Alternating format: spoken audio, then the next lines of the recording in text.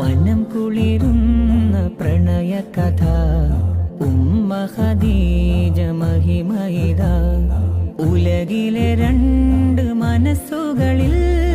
ഇറയവൻ പെയ്ത കനിവിൻ സുധാ പ്രിയ നബിയോരെ ജീവനിതാ